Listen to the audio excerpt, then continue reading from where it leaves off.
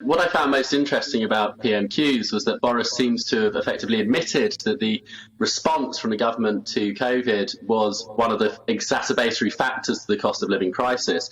So that's quite a startling admission, because what it suggests is that this was government policy which is causing this, rather than just a random effect within the economy. This is something which is a direct result of the way that the government has responded to the pandemic over the past couple of years. Now, if we want to look at resolving that, I don't think the best way to do that is to be raising taxes and increasing the burden on the taxpayer. We need to look at trimming the fat within the public sector and within public spending. So you look at things like, for example, the migrant boats coming over the Channel, which cost us billions a year to clothe, feed and house these people. And then you look at things like foreign aid, which we're spending tens of billions of pounds on per year. If you look at these areas, we might be able to actually trim a lot of public spending so that we can take the burden off ordinary hard-working people.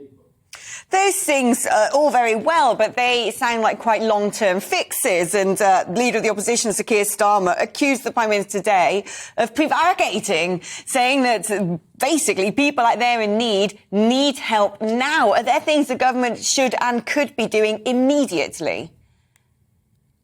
Well, yes, you need to have, of course, short-term assistance for people who are struggling. And I think that in terms of short-term, not raising their taxes is something which would have an enormous short-term effect. But you also need to have a long-term strategy to prevent this from happening again, so that people can continue to live a certain quality of life that they've enjoyed for many years now, rather than seeing the decline in standards that we're currently seeing. You need to have both. You need to have the short-term to keep people, to keep the wolf from the door, as it were, and also the long-term to stop this from happening again.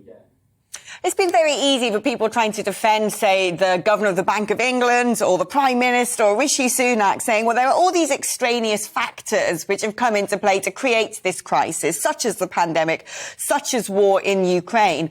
Do you think the public are cognizant of that and thereby a little bit more sympathetic than perhaps they otherwise would be? Well, yes and no. I think, we all want to sort of help people, especially in Ukraine, but charity begins at home. And if we have people starving and struggling in our own country, how long is that going to be a sustainable situation? We are spending so much in terms of public monies abroad, and also with response to the pandemic.